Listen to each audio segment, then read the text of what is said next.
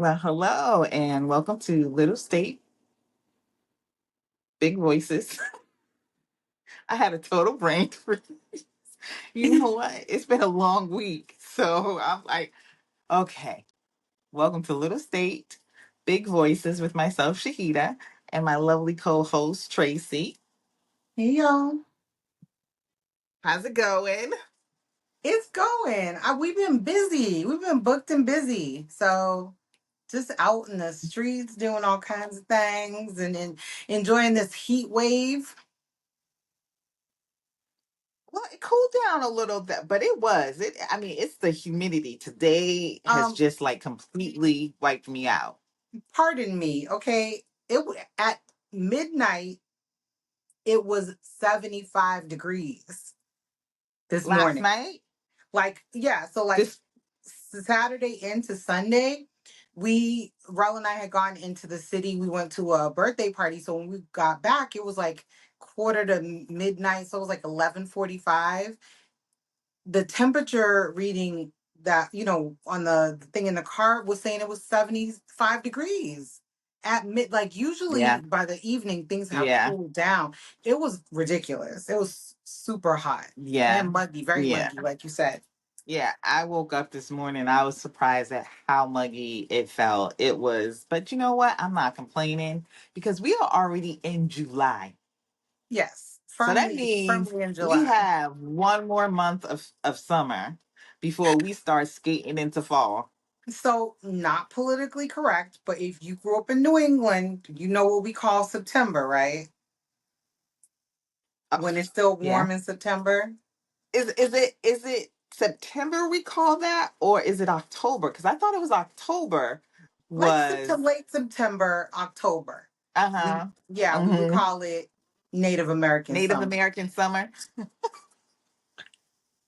Native And I American love that summer. for us. And that was before global warming. So it's okay for it to be warm in the fall.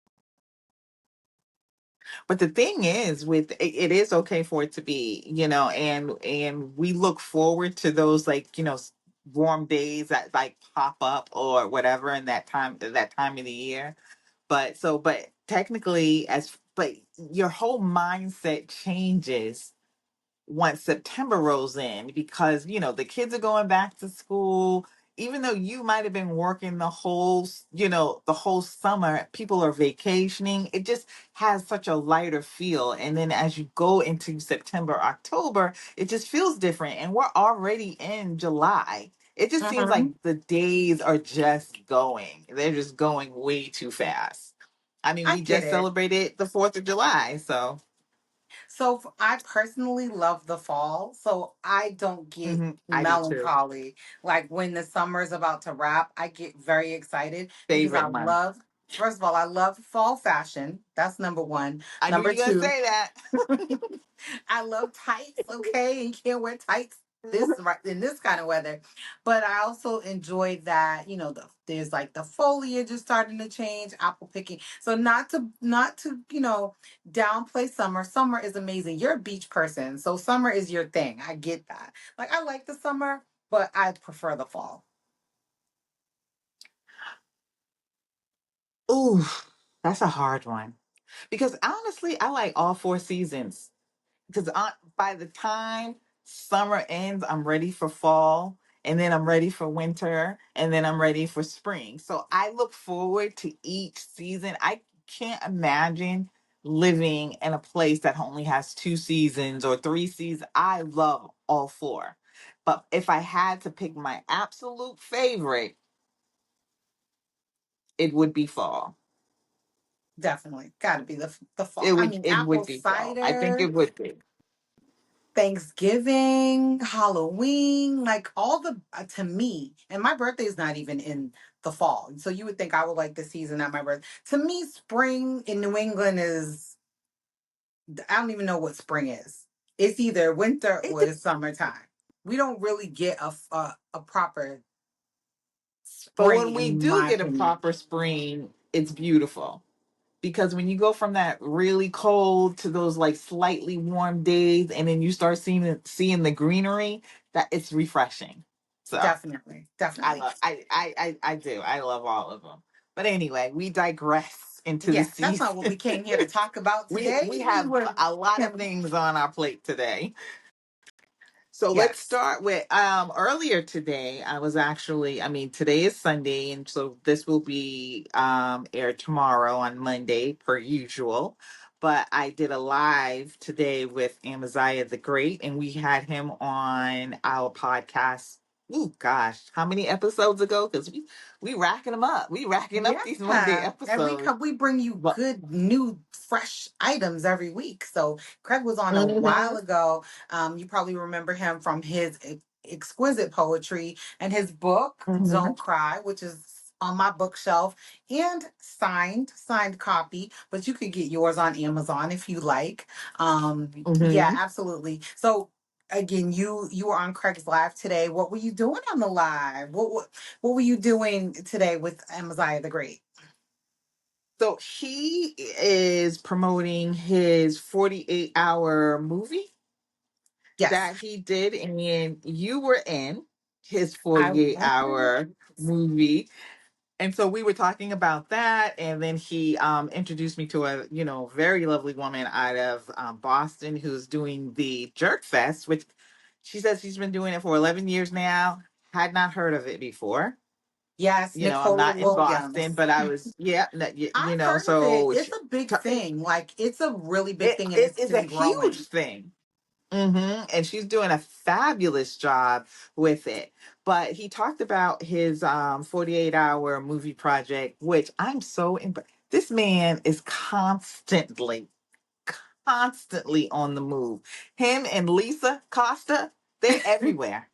I'm surprised they're not They in a have more project than nine together. lives. Like, how have those two not done a project together? Is what I'm trying to figure out. I feel like it's gonna happen. It's coming down the pike. But the 48-hour film project, just so people can understand, you can actually find out more on 48hourfilm.com. So the number 48hour film, like HOURFILM.com. If you go on there, you'll see that this is a nationwide project. It may be international as well. And the task is basically Mhm. that you have 48 hours to create a film based on some triggers that they give you, or some prompts rather. So it could be, they could give you names of certain characters you have to build into the script, or a theme, or a location around town. And so you have to really get your creative juices flowing. So Craig put together a team. So the team included myself. It included Jennifer and his friend Peter, as well as my son Noah, who made his film debut. It was really a fun thing to do, and I'm excited for it. So there's actually going to be a premiere for all of the movies. So not just ours, but all of the people who have participated in the 48-hour film fest, and that's going to be at Avon Cinemas here in Providence on Thayer Street. So it'll be at 260 Thayer Street, and that's going to be Tuesday, July 9th.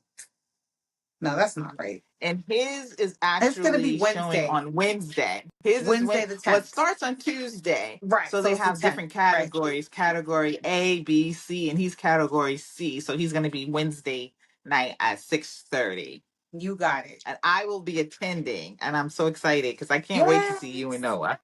I won't be here, however, but you will see us Mhm. on film. I won't be present in person, but Shahida will be holding it down. Craig will be holding it down for sure. So yes, that's what it is. It's a two day affair, and our film in particular is going to be on Wednesday. So very exciting, and it's a seven. These films are 7 minutes, so that's Yeah. I think the exciting part of it, especially if you're someone who likes film or likes creativity, but you don't have the attention span to sit through like a 2 hour film for each individual submission. These are 7 minutes. They are short films, and I can't wait to see what the other people do. And if you can't make it in person, you can actually stream it. So I will be streaming, and you would stream it Okay. basically on events.com human ticks. So we'll post all of this information where you can stream, and it should be very exciting. So yes, Tuesday, July 9th through Wednesday, July 10th, 6:30 p.m. and ends at 10:30 on the 10th. So, please Yes. support. My character is Dr. Lisa Panda. I was just about to ask who you playing. How was that? First of all, he wrote this based off of like a certain amount of prompts, right? That Yes. they gave him. So he Mm-hmm. had 48 hours to finish it. So that creative process must be moving fast. And he just called you on a whim or emailed you on a whim, and you were just like, I'm there. Yeah, You I was showed like, up. why not? I'm a spontaneous person. I'm like, why not? What else am I doing? And I was doing some other stuff, but I had time. I was like, let me hold my brother Craig down Hmm. because honestly, Craig is out here doing a damn thing. Like he promotes himself, he promotes others. He's been so supportive of the podcast that there was no way that I couldn't provide this little bit of help to him in his moment of request, or I don't even want to say moment of need, because he put this team together very specific. I can't talk today. Specifically and deliberately. So Suleiman is in there, and Bliss. They're Hmm. amazing poets. And then Peter, he does a music piece within it. My son Noah plays a ruffian, which was really, it was just so cool. And yes, Oh, I so gotta see this. yeah, you have to see. I don't want to Because Noah spoil is too any of it. sweet to be playing a ruffian. Yeah, he plays a bad guy in this, and he leaned into the Hmm. role, and he actually did a really great job. So Oh, I cannot wait. yeah, That's so funny. y'all gonna He go out is, and yeah. That support. so yep. So that's coming up this week. So that's Wednesday. That's where I will be. Mm-hmm. Um, what else? We talked about our trip to Newport. Yes, but well, do you want to talk about Restaurant Week first? You gotta lead with food and Definitely fashion. hit restaurant because you have been talking about this for like a month now. I have. So I get really excited about Restaurant Week. So I remember like back in the day, there wasn't even a Restaurant Week. So when I was living in Boston, it would be Restaurant Day. It was a day. Then people were like, We that's had a not week enough. though, didn't we? What's up? Didn't we have a week? We had restaurant week in I Boston. don't No. think it started as a week. I think either it started as a day and it became a week, or it started as a week and now it's 2 weeks. Whatever it was, it got Okay, expanded. I think it probably So maybe it started as a day, but it I might have only been. remember restaurant week Well, now it's 2 weeks, because I used to honey. go all the time. It's two So weeks, yeah. in Providence, it started today and it goes through July 20th. So we definitely got to pull up on at least two restaurants, Shahida. Like we have to bring this to our Hmm. fans. We have to pull up and get some of these prefix menus. Anyone who hasn't done Restaurant Week before, basically, a number of restaurants will participate and they will give you a prefix menu. So if you don't know what that is, that's basically your appetizer, your meal, and your dessert for one set price, and you have options that you can usually choose from. And it's just a way for restaurants to get and engage new patrons, or, just get their names known.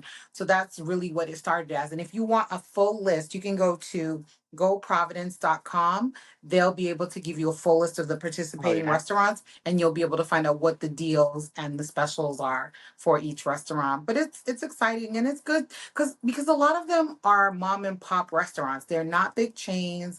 They don't have corporate backing and unlimited funding and write-offs and things like that. These are individual store owners or restaurant owners who are basically living their dream and trying to make sure that people are enjoying their food. And Providence just has so much to offer restaurant wise. Like this is going to be litty. I know it is. Are there any restaurants you are interested in? Oh my gosh. I don't have any favorites. I think what Hmm. I'd rather do is you and I go through the list, and then when we pick out the places we're going to go to, come back and report back on the places we went. Because let me tell you guys, she has an international palate. My children have an I international. had Indian food on Friday. It was so Yeah. good. My children, they have an international palate. My parents have an international palate. I What kind don't of know where palate I do you came from. have? Well, you have an My American. daughter calls it, she calls it the chicken nugget palate. I That's do so not like messed up. chicken nuggets, but she said that's how basic my palate is. I I've am seen you not a eat. foodie. I've seen you explore a little bit with food. I have been trying to explore a little bit more with food, not just with food, but with everything, because I am an introverted extrovert. Mm-hmm. Whereas I like a lot of me time, quiet time. I don't try a lot of new things. So, over the last few years, I actually push myself a little bit more to try, different things and different foods. And I try. I try. I So, eat it. so What? that just got me thinking about something we talked about just last week because we were at Kin on when were we at Kin? Wednesday night? Thursday night? No, Wednesday night. Wednesday night. Wednesday night, and we were there doing their like Fourth of July kickoff DJ celebration, blah blah blah. But then we hopped over to the other spot, the other bar that we went to, and they kind of had an interesting menu. But one thing you mentioned to me is that you've never dined alone. No, no, I have not. No, I have not. You got, Not, I'm telling you, I don't even think lunch. I don't even think lunch. Like if I go someplace and it's to get lunch, I will bring it back to wherever if I'm working or if I'm home or even in the car. I just never have sat at a restaurant by myself and ate a so meal. is that a conscious decision? Is there like some inhibition that you have about eating alone? I don't know why I would, considering, I was the only child for 20 years. I am okay with doing things by myself. No, you know what? Let me stop lying. No, I'm not that okay. Certain things I feel uncomfortable doing by myself, to be I honest. I on the I other was gonna lie. I thought I truly was okay with certain things, but no, no, And I'm honestly, not no. saying that you should, I'm like not doing like, oh, I challenge you or anything like that. But I'm always curious as to why some people feel that way. Because I personally, as long as food is there, I don't care who else is there. It's me and my meal. And then if you want to join us, that's perfectly fine. Honestly, I think too, what's cool about eating alone is you ain't got to worry about, am I chewing too loud? Do I look greedy to somebody else? Somebody, talking while I'm enjoying my you actually can enjoy your experience dining solo. And Hmm. I'll pull Hmm. up, I will even make reservations for one. Like I have no qualms about it. And I guess that for some people that's just like, no, I can't do that. And I don't know if it's a fear of people thinking that you're lonely. Like I don't know. I'm just trying to get to like the psychology of why people don't like to dine alone. But the crazy thing is, like, I'll go to the movies alone. I've been to the movies alone, Hmm. and no problem with that. And then when we went to Ken's, I ran into someone I knew that worked on the coalition, and we're on the political action committee together. And I'm talking to her. I'm thinking she's there to meet somebody while I'm waiting on you. And I'm Hmm. like, okay, all right. So then the next thing I know, she goes, oh no, I'm just here. I just came after work. She works remote, and she was sitting there at the bar having her drink, chilling by herself. And I was just like, good for you. Good Yeah. for you. I would never do that. I would love to hear from our listeners, like if they enjoy dining alone or not. I really want to learn more about it because then I think what they should also do is maybe have restaurants where there's just one chair at the table. I mean, even if there's a two, when I see people dining alone, it never crosses my mind that, oh, that person's lonely. I I don't even think of it like one way or the other. That person's just eating their meal with somebody. I never think of it. So I don't know why I haven't done it, but I am going to. Like I said, I've been pushing myself a little bit more. You inspire me because you're very extroverted. Let me tell you something about Tracy, guys. Right? Oh, I want to hear So this too. Go ahead. get ready. People automatically assume that I talk a lot or that I'm extroverted, and I am to an extent. But when I walk into a room, I zone in on maybe one person to kind of make a connection with so that I won't feel like, I'm out there by myself. Tracy zones in on a few, talks to everybody. She reminds me of my mom. Like, just walks into a room and just starts speaking to everyone. And had she not been that type of person, she wouldn't have made this fabulous connection for hosts that were hoping to get on the podcast very soon, and she don't know how grateful I am for that. But she's very extroverted. She's very friendly, approachable. I don't know how approachable I am outside in Mm. public. I feel like you would be approachable, but some people. So I struggle sometimes with like going from 0 to 100 with it, because either I want to talk to someone or I don't want to talk to them at all, and I'm ignoring you. Like, which is really not a good thing. I'm trying to work on finding I my never see you like that. I never see that energy. Well, so Well, I was out last night and there were people that I was just mm-hmm, like, yeah, I have no interest in engaging with any of these people. Won't be talking to them unless they talk to me. And then there were other people that I was like on a hunch uh-huh, with. And it's something I really need to work on, because what I found is that sometimes I may be blocking my own blessings, because then maybe someone else in the room will say, mm-hmm, "Oh, have you met blah blah blah?" And I'm like, I don't know that mm-hmm, person, or what can they offer to me in this conversation? And then I'll talk to them and I'll be like, oh my gosh, this person is actually kind of dope. So I need to mm-hmm, also figure out how to not kind of pigeonhole the people that I want to engage with and the people I don't want to. mm-hmm. I want to be open to, many possibilities now. I'm glad that it's not And I think noticeable, that but for me, I be doing long division in my head, like, yeah, I'm not talking to this person, but I'm definitely running over here to talk to this person. I think the Capricorn in me, and I think I'm like a true Capricorn too. It's personality trait. I know people like, oh, I don't believe in astrology, but there are some things. And I think what my Capricorn trait is I can be very reserved.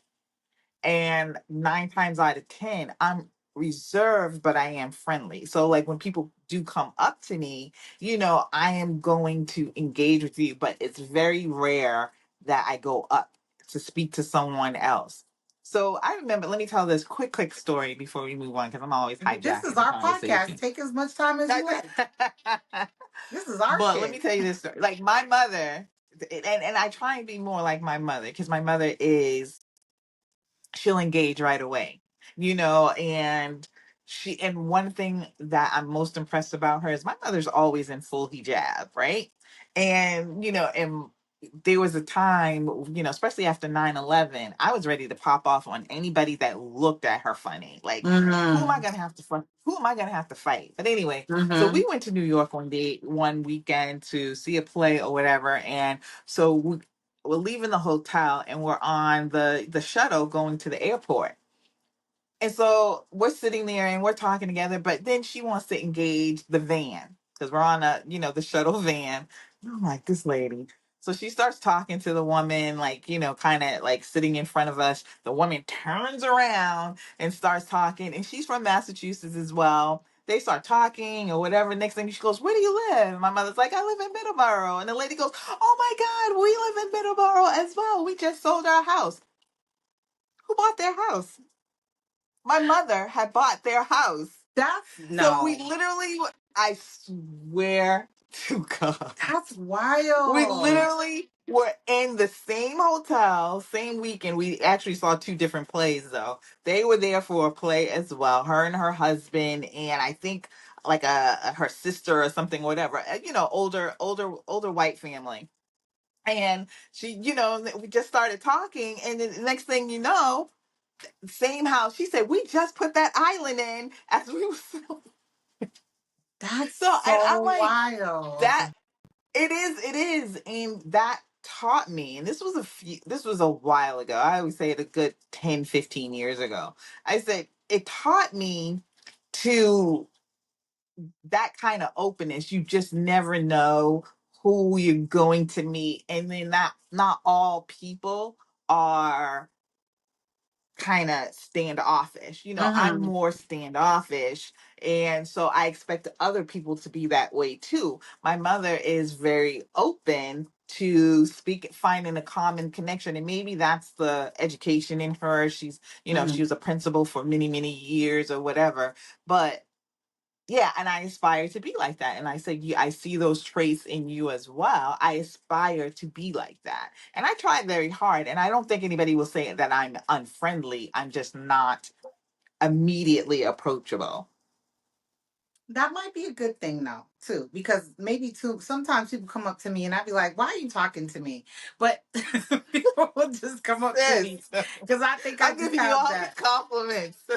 I have that face, and they're like, "Oh, I'm gonna ask this lady a question." I'm like, sometimes I don't I'm like, but no, I think there are pros and cons to it. Everybody can't have the Yeah. same personality type and style, but definitely if especially if I have something in mind, like that particular guest that we are looking at having. I was on a mission. You were on a mission. We have this mission that we've been talking about together, and I was like, no, I'm making a beeline for this. And I Hmm. actually kind of jumped in front of somebody who might have been waiting to talk to that person too, but I'm sorry because I mean, it is what it is. Do That your thing, happened. girl. So Do your that thing. happened. We working on some good guests for you all, some great interviews. But yeah, so I mean, how did we get here? We were talking Oh, we about were talking restaurant about week. dining alone. We were talking about dining alone. Dining So alone, restaurant week.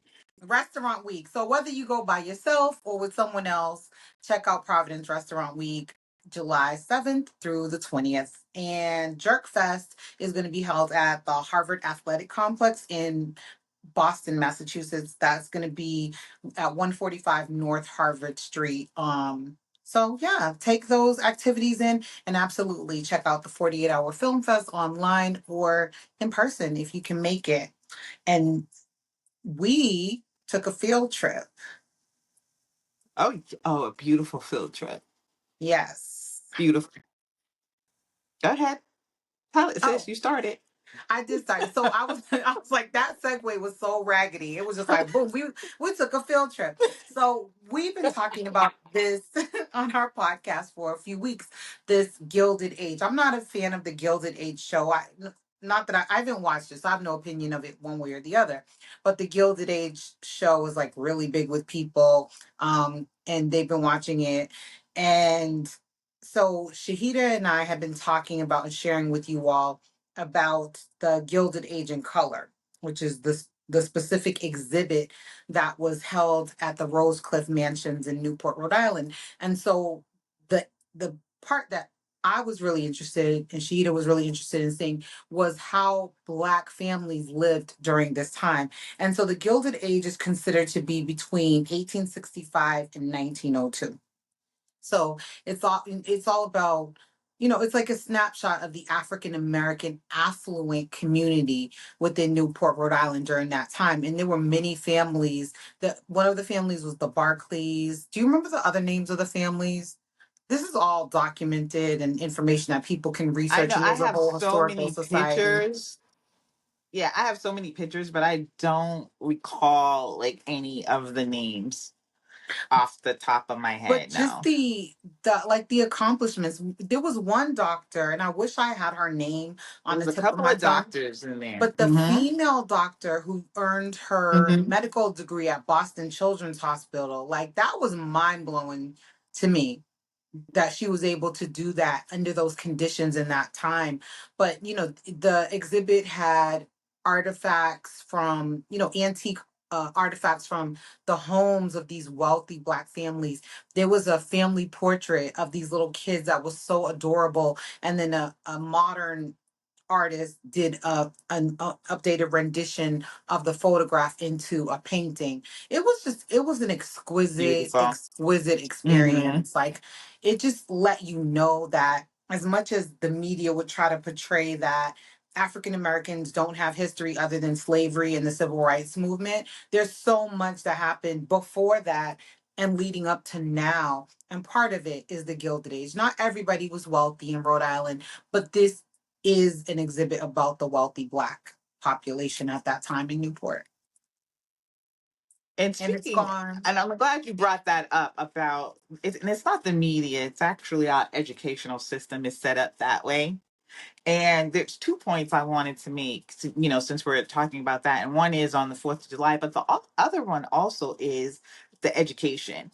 Mm-hmm. Where when African Americans taught themselves because they weren't afforded the luxury to go to the schools, and they taught themselves to read, they taught themselves to write, and the accomplishments that they made under those kind of conditions that were just I mean, worse than poverty because they didn't have the same tools. But one of the things, because we did celebrate the 4th of July this week, at my job, we're very big on DEI. And, of course, they're going to send out a, a, a, a newsletter. I'm sorry, a newsletter to the whole company about, enjoy your 4th of July. So I said, before you send that out, could you add in the fact that African American men fought in the American Revolutionary War? And people came up to me and said they had no idea that, African American men, I mean, we grew up in Boston, so Crispus Attucks, that's like, I mean, that's a common name. And he was like the first person to die, in the Revolutionary War in Boston. Mm-hmm. And one of the things that I found out is like, what I have it here in 1778, the Rhode Island Assembly voted to allow every able bodied Negro, mulatto, or Indian man slave in the States to enlist into either the continental battalions being raised, and the assembly further stipulated that every slave so enlisting shall, upon his passing, muster before Colonel Christopher Green, be immediately discharged from the service of his master or mistress and be absolutely free. Now they reneged on that.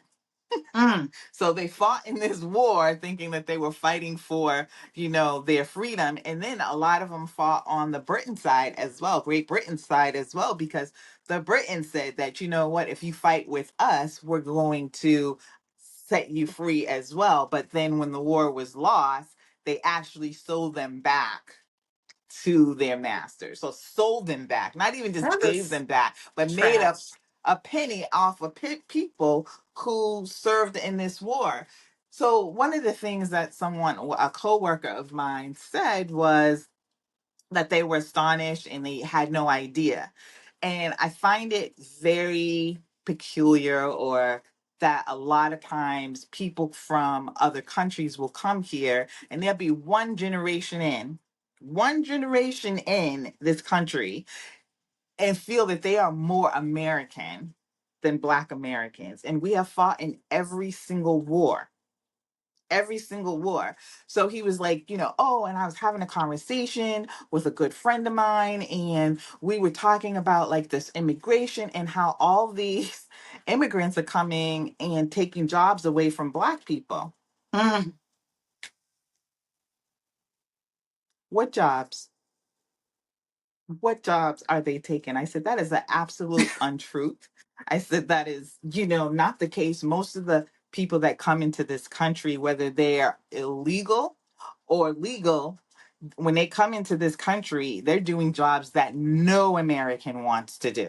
That That part. is what shut down Florida, and it shut down Texas when both of those governors tried to crack down on illegal immigration. And the business owners was like, look, we don't have anybody to install these roofs. We don't have anybody to do, these are the jobs that other people don't want to do, and that they're being paid under the table. So they're not taking anything away from us, but you are just here, what? Your parents were born in Italy.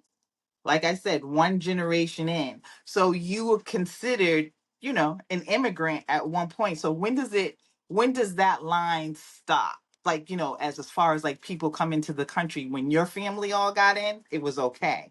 But now other people are seeking asylum, or they're seeking a better life, and they come over here.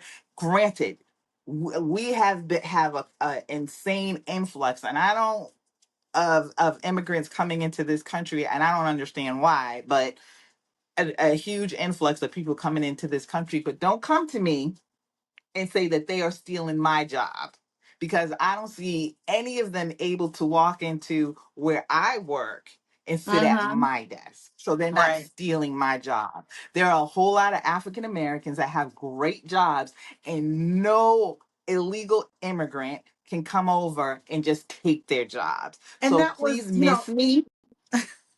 It's that racist. It's that comes racist from bullshit. the debate. They that came from It the was debate. Direct exactly. quote from the And stop debate. acting like you were concerned.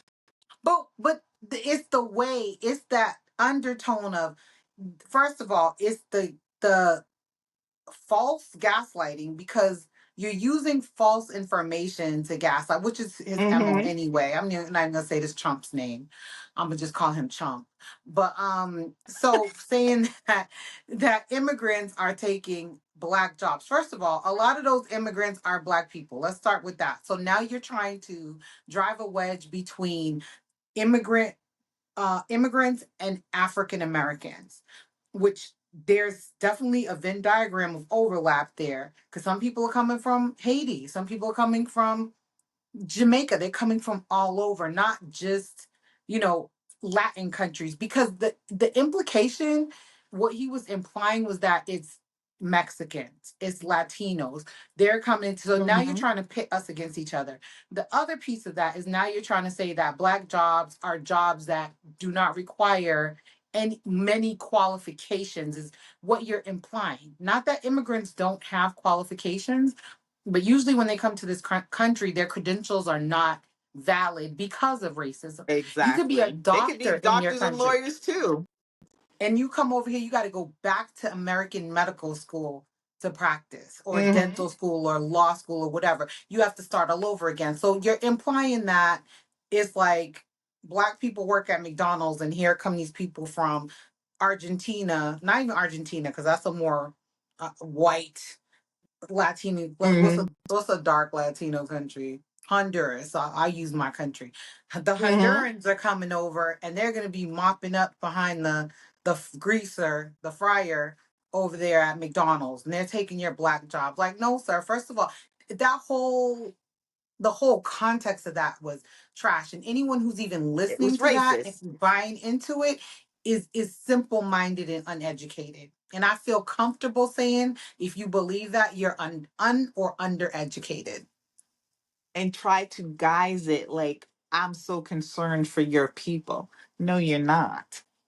No, Sir, you're not. my Because black if job you is black knew, woman in tech. Like, who's coming and taking my job that just came over here illegally with no documentation? You couldn't even pass the HR screening to be able to get my black in tech job. So Mhm, don't do that. mhm, Come don't on do now. that. Don't do that. But it's an amazing, again, how they're so indoctrinated to come from another country, a European country or whatever, and to come over here and feel like they are more American than anybody of dark skin, even though we have been here for centuries. We have been here. We were, Before we were even though we here were brought before here illegal, we slavery. still have been here.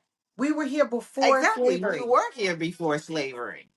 So a lot of So, people but don't know that Columbus's one of his map makers and one of his navigators was an African that was helping mhm, him map out, since this fool thought he was going to India and ended up not in India, but in the West Indies, which is why it's called the West Indies. He didn't know where the heck he was going. He ended up going back to Africa and getting help from Africans way before, because what was that, 1492? We're talking about way 14, before, yep. Mhm. hundreds, centuries before slavery. And to kind of to circle back on the slavery piece of it and how long we've been in this country. So, with the whole 4th of July thing, you said like this memo went out. A lot of black people, not just myself, are feeling a type of way about wishing other people a happy 4th of July. And I know that's going Mm-hmm. to be controversial for a lot of people who are like, well, that's Mm-hmm. it's America and you should stand for America and it's un-American not to support Independence Day. Here's the thing. Here's the thing. So Frederick Douglass, we You all said, know who here's that the is. thing. Frederick Douglass, we all know that brother, the most photographed black man of his life, of his contemporaries during that time period, the most photographed man of any race, was on a circuit touring, giving speeches, et cetera, et cetera. He gave a speech in 1852, and it was called "What to the American Slave Is Your Fourth of July." This is in 1852. So this is not me saying something right here. This is Fred, our man Fred, okay? 1852, we want to do the math and crunch the numbers. That was 76 years after the Declaration of Independence, and we are still actively in slavery at that time. So put that into perspective. Your founding fathers signed this paper about freedom and liberty and justice for all men, because it wasn't even about the women, and black Mm-hmm. men were not included in that for 76 Mm-hmm. more years before this speech, and then another 13 years passed before slavery was abolished. So we're talking about 89 years, but from the time the declaration was signed to when they actually declared slaves free. And then why do we have Juneteenth? Because the memo didn't even get out to everybody who needed to be free. So more time, probably 90 years is Mm-hmm. more Mm-hmm. effective math calculation. And on top of that, there was a black market slavery still continuing to happen after slavery was technically, quote unquote, legally abolished. And there were ships that were still coming over, and the contraband was slaves because they were still Yeah. importing slaves. You think they were going to stop their lucrative production of transporting human cargo over here to build this country up? Absolutely not. That continued. So that's why it kind of stings to talk about American Independence Day when we didn't get that. We didn't get that. Our forefathers and our ancestors did not get that freedom when And the you freedom used was us being to given out. fight your war. Used And us you and used then us to fight your war. lied. Lied. We never got our 40 acres and a mule. We still trying to Mm-hmm. get that. Never got reparations. And if you're saying we don't deserve it, then how come others are getting reparations, but we're not getting reparations, and everything is documented? Like the paper Mm-hmm. trail is insane for American slavery. Everybody knows about it. And you can stop teaching it in schools if you want to. You can do Project 2025 if you want to. But what's going to happen is we're going to just start teaching it in the home space, which we should be doing anyway. And that's You should everybody. be doing Anyone it who, anyway. if you're an ally, if you're a person of color, you should be teaching your children as soon as they can open a book or listen to a book being read to them or read a book about the history and how we've gotten to the point where we are right now. That's And I'm just glad you brought that up because one of the things my mom just fabulous all the way around. But one of the things that she in the 70s was no joke. The 70s black women were no joke. They really it. were not. It was But that one of Black the Panther things that energy. it really was. And one of the things my mother and a friend of hers did, we would have weekend school. Now, this is just at my mom's house or my mother's friend's house or whatever, when her children and me would get together and they would teach us Black history. And at that time, Nubian Ocean down at Dudley, they used to sell these like Black comic books. And I forget the name of the publisher or whatever, but they would be like Crispus Attucks, Harriet Tubman, Frederick Douglass, Hmm. was the guys, just oh, his last name is Henson, and he Oh, put the Matthew first flag Henson. on. Matthew Henson, yeah, so we learned all those things, but we didn't learn that in school. We learned that at home on Saturday weekend school. Hated it, but it was like literally the morning to like the early afternoon. So it wasn't even the whole day. But they took it upon themselves, and they weren't the only parents doing that. A lot of different parents, because those 70s mothers were on something totally different, and they did a lot of awesome things. So one of the things I like you brought up is education, and we need to be teaching this to our children. How do you think that you make a child feel like they're important and they have a place in the world if you don't teach them their history?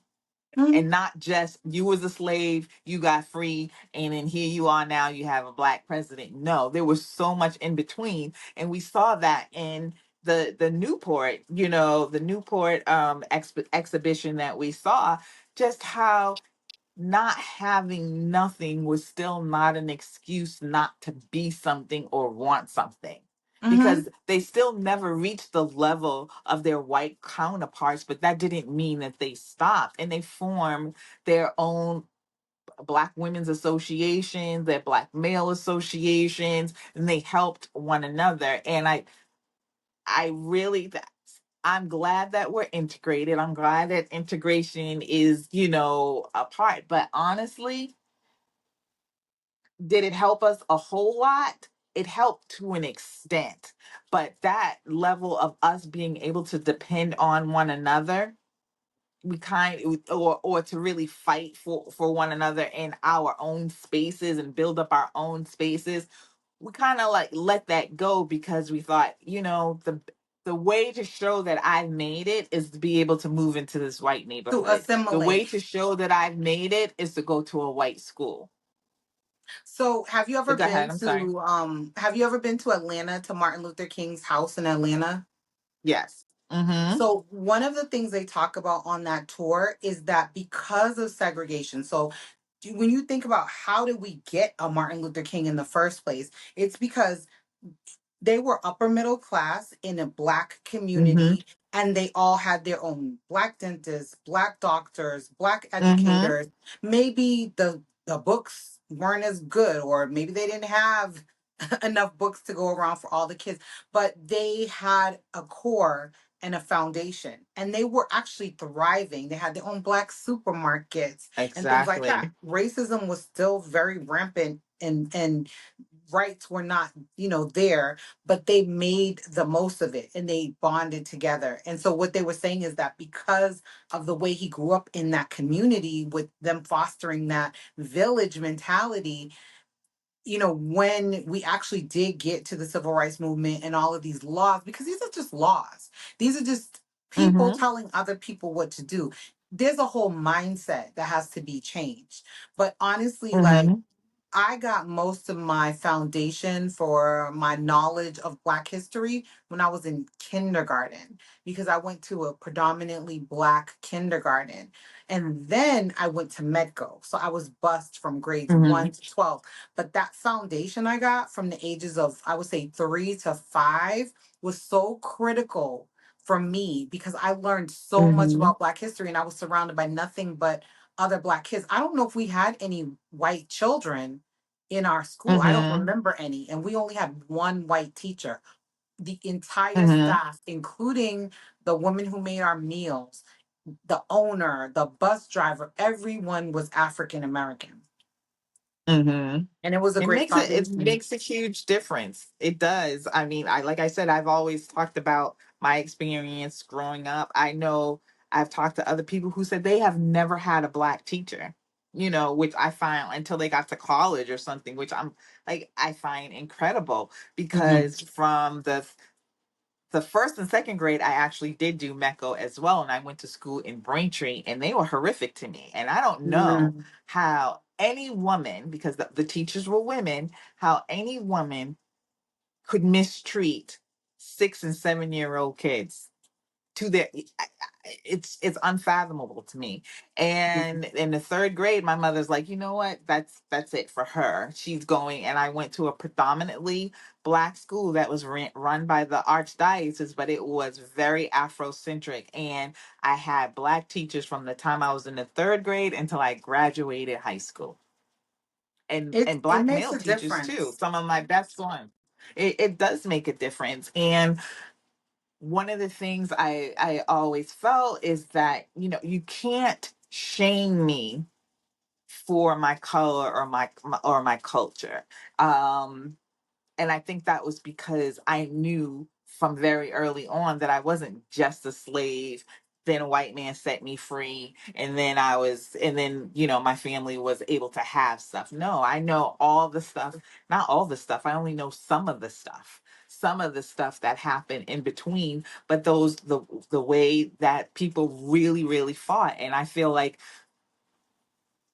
we do a great disservice to our ancestors, especially when we say stuff like, if that was me, I would have did X, Y, and Z. I couldn't have been no slave. No, no. And you would have been a slave, and you would have went through exactly what they went through. And you might have been one of the more fiery ones that said no and did die. But don't disrespect the ones who Mm-hmm. actually went through that, because that was a level of hell that you shouldn't wish on anybody, and you don't know what you would do or how you would react in those situations. When you think about the atrocities of slavery, remember when that book Beloved came out, and then that was when I Mm-hmm. first learned that there was Africans who actually killed their babies because they didn't want Yeah. them to be slaves.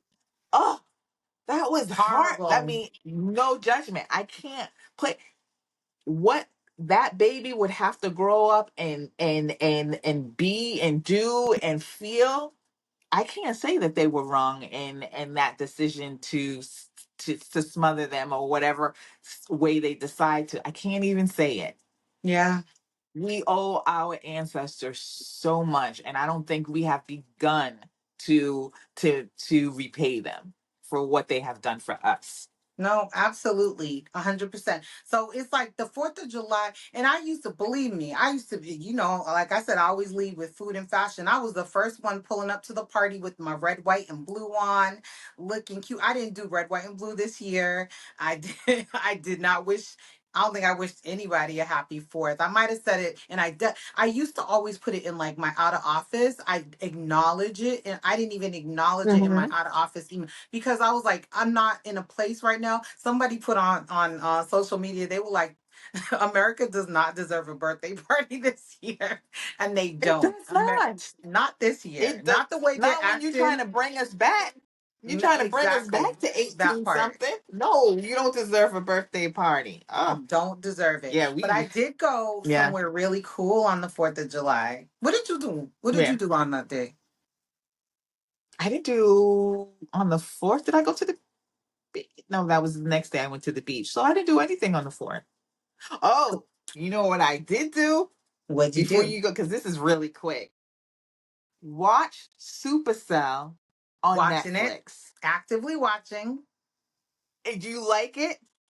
So Rel was watching it, and I'm watching it with him. I do like it. Okay. You said you don't? I do. I do like it.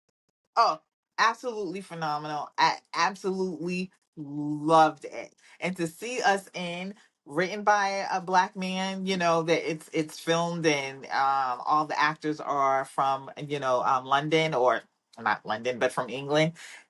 Absolutely phenomenal. So that's how I spent my fourth, just I'm gonna watch one episode, and the next thing I know, I'm 6 episodes in and it's over. I can't wait for season two. But what'd you do? So I went to a Revolut investors pool party. So imagine you invest in something or I did. I did invest in something. so it was an investors pool party. Robbie, Robbie, Oh, we have to get Robbie. her on the pod to explain herself. She gotta explain herself. So She gonna have to explain herself. so anyone who invested in the Revolut social media music app, not anybody, but a group of people were invited to a pool party to celebrate our investors. And so we were hanging out at the pool with them, getting to know, who our investors are. So this is a black and brown owned and founded social media app, which is really picking up a lot of steam. And there's now an offshoot tech side of things. There's an integration that's coming up for Microsoft Outlook. There's also a talent search that's going on. So if you have an iOS phone or an iOS iPad, download the Revolut app and go check it out for yourself. So you can either, go on and just hang out socially for free the same way you do on other social media platforms. The other part of that is that you can invest, for into shares of Revolut. And if you are a musician or someone with a talent that wants to enter the talent competition and possibly win 25K, I mean, come on through. So all the information is Mm. available on the Revolut app on iOS. So go check it out. But yeah, All right, that we sounds good. need some answers. How come you wasn't at the pool party, sis? Yeah, I wasn't at the pool party. But one quick thing, another thing I did last week is I did that Gansett run, that Mm, 5 mile run that they do every Wednesday. I did not run. I did the 5 mile walk. that's a lot of But walking. it is. And I actually went with a coworker, and it was a couple of hills or whatever, but the trail was extremely nice. It's over there in East Providence, across the bridge. And we talk about this all the time, just the beauty of nature in Rhode Island. And sometimes it's just like little pockets right off this, the cityscape. And then you just end up in this natural, you know, semi wooded nice scape or whatever. And of course, the water view. It was such, I'm going to do it again this Wednesday as well, but it was really a nice experience. There was a lot of people out there. A lot of people are doing the run. I'm totally jealous. I'm getting up to that point where maybe by the end of the summer I'll be able to run the whole 5 miles. But it was a nice event. I hope you should come I do should one of come the walks with me on a little by Wednesday. I little mean, you by can't little. this week, but maybe next week. Yes. All right. I gotta get it. I gotta get my mind right and get, because you're making it sound really intriguing, like all the different landscape that you're talking about. Because usually when I go on Really? my walk, I walk a track, so it's the same visuals, Yeah. going, and I usually do Mm-hmm. 3 miles. That's the longest I've ever walked, is 3 miles consciously. I Mm-hmm. probably in my 20s probably had to walk home somewhere and probably walked more than 3 miles. But as a grown up, Mm-hmm. you know, specifically setting a goal to walk 3 miles is the longest I've ever gone. Yeah, So 3 miles. I mean, for me, I usually do 3 miles here at home. So 5 miles, I wasn't sure I'd be able to do it, but it wasn't as bad. I think when you have the company and then everybody else, you kind of like really push yourself or whatever. And I did. And but you could do 1 mile, you can do one or three or five. You could do ooh. two. You could really break it up yourself, but you'll miss some of the Mm. views. So it was So it was interesting to do the five. I tried to do the walk for hunger once, and I Uh-huh. made it to the halfway mark and I had to get on the bus back. I couldn't, and I think that's 10 miles. So I think the last time I tried to Oh walk yeah. 10 miles and I 10 ended up miles is a walking, lot. I walked 5 and I thought I was going to die. So I'm just putting that out there. Okay. I Well, don't like I know. said, it's one, three, or you don't have to do the whole thing. I 5 miles. think it's a 10 ramp up. miles is a lot. Yeah, I think I gotta train myself, but I gotta get out there and do something. I gotta start walking. I gotta get more steps in than I am getting in right now. So Mm-hmm. yeah. Well, all right. So we are about to close out. We are at that 1 hour mark, but we have what do we have next, Tracy? How are we Well, closing out today's show? so last week we did an episode where we went to this gorgeous yurt and we did yoga with Rev, and we want to share that experience with some of our followers and listeners. So we put a little giveaway out on our page. We got a pretty good reception from it. And so we said we would announce two winners. So two winners are individually going to receive 2 sessions and a yoga with Rav t-shirt. So you have to be able to come to Rhode Island to do these lessons. They're in person. I don't know if she would do anything virtually and work anything out with you, but we do have two winners to announce. So, Okay. and I will post, this was totally random. I spun a wheel with names on them, and you can see the results when I post them on our Facebook and our Instagram page. You'll be able to see who the winners were. But I would like to announce those winners here because I want to honor these people, these supporters of ours that go hard for Little State Big Voices podcast every day. So two people, we love you all, but two people in particular are going home with prizes. So without further ado, the first winner is at underscore I'm sorry, at Miss underscore Wise. She won on the Facebook side of things, and then on the Instagram side of things, Little Living PVD won the second prize. So Miss underscore Wise and Little Living PVD, you are our winners. Well, congratulations to them. It's an experience, and you're going to love it. And Rav is, well, you all saw she has that like zen, that peacefulness, that that inner calm. That in this time, what's going on with this world, we definitely gonna have to take advantage of. So congratulations to them. It's like transporting to another world. Just for 45 minutes, you'll be in Mm-hmm. another on another plane in another mental state.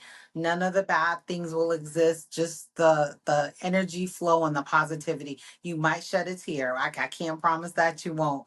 Or you might start laughing, or you might, just feel a sense of inner peace. You will be transformed by the experience. So we congratulate you. We're so happy that you can have this experience, and feel free to use your extra yoga session to bring a friend with you if that makes you feel better. But we will be hitting you in your DMs to give you instructions on how to cash in on your prizes.